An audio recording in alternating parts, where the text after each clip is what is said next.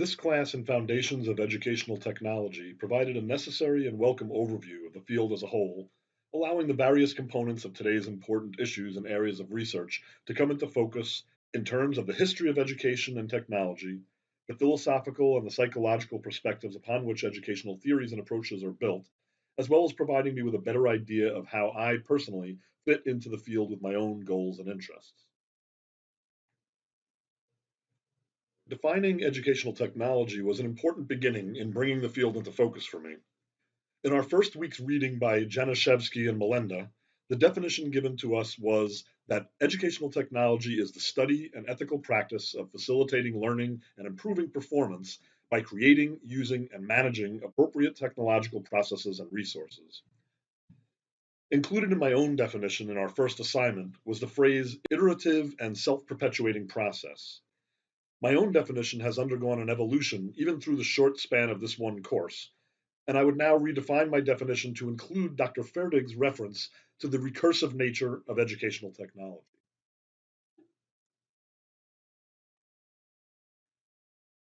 Exploring the history of educational technology helped to flesh out the scope of a modern definition of the field, as well as of the terms used. The use of technology and its relationship to learning extends back to the beginnings of human civilization,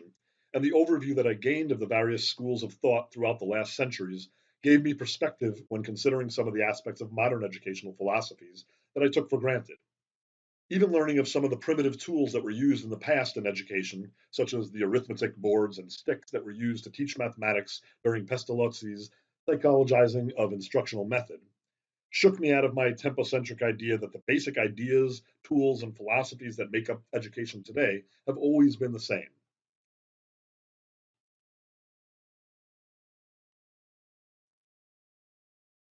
The exploration of some of the philosophical and psychological perspectives in the field was one of great value to me in clarifying and giving name to my own perspectives.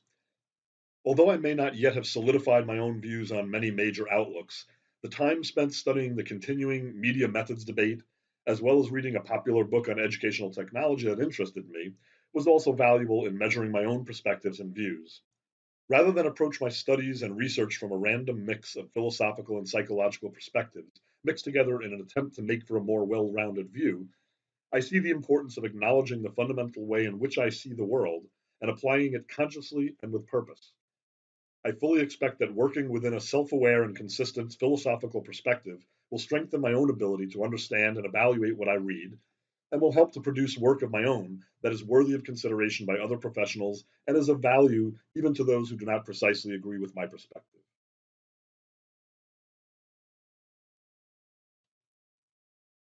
The phrase ethical practice in the definition of educational technology given by Januszewski and Melenda is of prime importance. It is vital that research in educational technology adhere to the standards set by the scientific community in terms of methodological approaches and the insistence upon replicability, peer review, and theory based upon evidence and dispassionate observation. Without the ability to examine research in the light of logic and evidence, there's no hope of results that provide predictability and generalizability.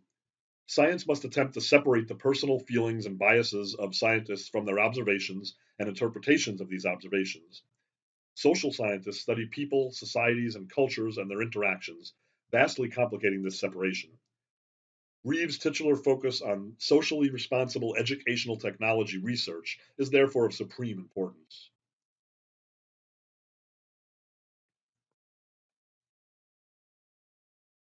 While all of the topics covered in this course were of value to me in beginning to shape my own professional identity, the issues raised by Reeves in his article left me with a strong impression. One of these issues involved not just the ethical approach to research in educational technology, but the arguable moral imperative to research such issues that will help to improve society. Considering my own philosophical outlook in the light of these philosophies that this class featured, as well as the different research goals that were highlighted in Reeves' article, I have a little better idea of the general shape that I would like my own research to take. Whatever my ultimate focus will be, I would like my research to align in some way with a robust research agenda, in the words of Reeves, and to be grounded strongly in the scientific method. Although the availability of support through my professional environment encourages an action goal oriented approach to research, I would like to strive to keep my research in line with empirical and development goals.